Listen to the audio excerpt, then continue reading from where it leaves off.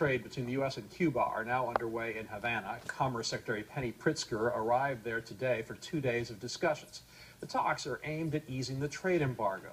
The White House has already relaxed some economic restrictions. Every year, thousands of Cubans attempt to immigrate to the U.S. Many who try to come by sea are intercepted by the Coast Guard and sent back to Cuba. And since President Obama moved to normalize ties with the island, American officials report the number of people trying to make the desperate journey to America has soared. In our In Context segment tonight, Al Jazeera's Andy Gallagher looks at why the closer relations are encouraging more Cubans to put their lives at risk. This is a family gathering the Garcias thought might never happen.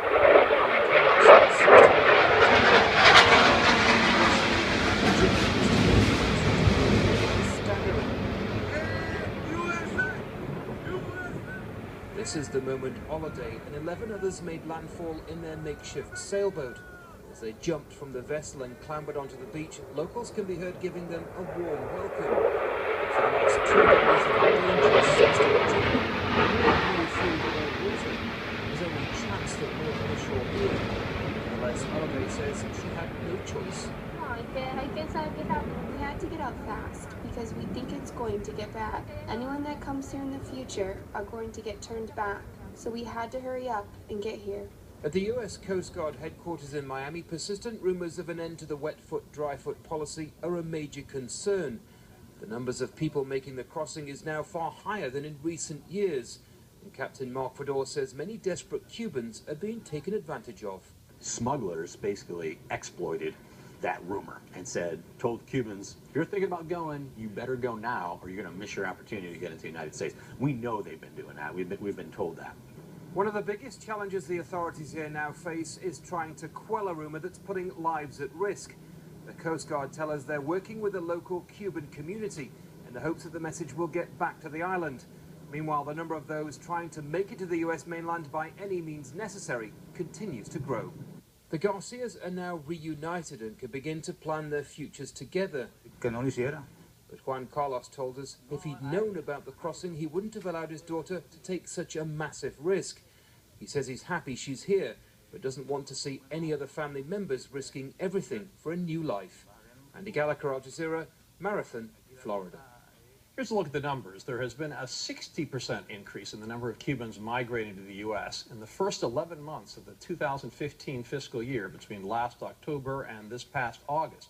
A total of 36,000 Cubans arrived in the U.S. That is up from 22,000 in the entire fiscal year of 2014. 27,000 have traveled across land entering into Texas or Southern California, with another 9,000 who have made it to Miami. We are joined from Miami by Randy McGrorty. He is the Executive Director of Catholic Charities Legal Services in the Archdiocese of Miami. Randy, very good to have you with us. Your organization helps immigrants from all over. Have you experienced the growing number of Cuban immigrants firsthand? We and every agency in Miami has noted an increase, and I just want to point out that the increase has been noticeable for a number of years. It is very pronounced this year. And are they telling you that they are coming, those who have come this year, that many of them are inspired because of fears that the wet foot, dry foot policy might be revoked by the Obama administration and that will lead Cubans to not get preferential treatment in the future? You know, the decision that any individual makes to uproot themselves from their home is a very complex one, and it doesn't depend on just one factor. I just want to point that out. Many Cubans here have family who they want to be reunited with. Many of them have problems in their home country. Cuba remains not a democratically elected government, and there are issues of persecution. So there are many factors, but I have to say that would be one factor, the rumors that wet foot, dry foot ends. And it's important to note that wet foot, dry foot means more than simply allowing them in. It allows them access to avail themselves of a very particularized law. If they're allowed into the United States as a Cuban, they can get their green card after a year and a day and be placed on a path to citizenship. Right, and reports are that human smugglers are propagating the rumors that wet foot, dry foot would go away. Have you heard that from recent arrivals? Yes, and this is the most dramatic change in migration patterns. not just in the Cuban migration situation, but that is comparable to the situation with the unaccompanied minors coming to the United States through Mexico from Central America. The smuggling operations are highly sophisticated, very international operations, often related to international drug cartels and other organized crime, and they are encouraging people with these false rumors to risk their lives. And you mentioned repression in Cuba, and I know that it continues there. Some would argue that unabated since the closer relations have begun. But you'd think that those relations would bring greater hope in Cuba that the economy would improve. That does not seem to be the case? No, well, again, I'm not qualified to get into these larger issues. I'm not an economist. I can just tell you about the folks we see day to day and help them through the immigration process. And I go back to what I said. The decision to leave has many factors. It's a big decision.